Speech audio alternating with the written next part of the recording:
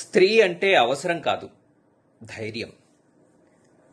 రామునికి సీత మైథిలి, కృష్ణునికి రాధ, ఈశ్వరునికి ఈశ్వరి, మంత్రపఠనంలో గాయత్రి, గ్రంథపఠనంలో గీత, దేవుని ఎదుట వందన, అర్చన, పూజ, హారతి, ఆరాధన, వీళ్ళందరికీ తోడు శ్రద్ధ.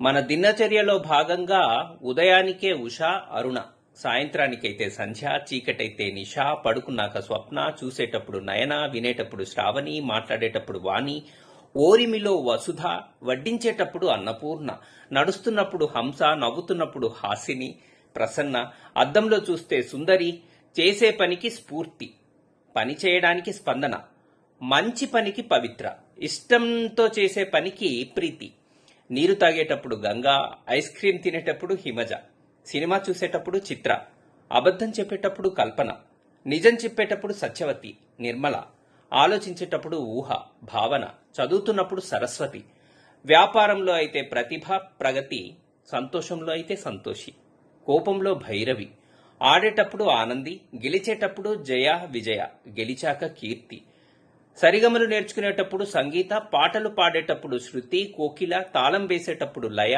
సాహిత్య గోష్ఠిలో కవిత, నగరాన్ని కాపాడుతూ ప్రకృతి, జీవిత గమనంలో మనతో అయితే విద్యాభ్యాసంలో విద్య, సంపాదనలో లక్ష్మి, చేసే వృత్తిలో ప్రేరణ, పనిచేసి వచ్చిన తర్వాత శాంతి, చిన్నతనంలో లాలన, మధ్య వయస్సులో మాధురి, జీవితాంతం జీవిత గమనంలో అలుపెరగని ప్రవాహినిగా సరిత.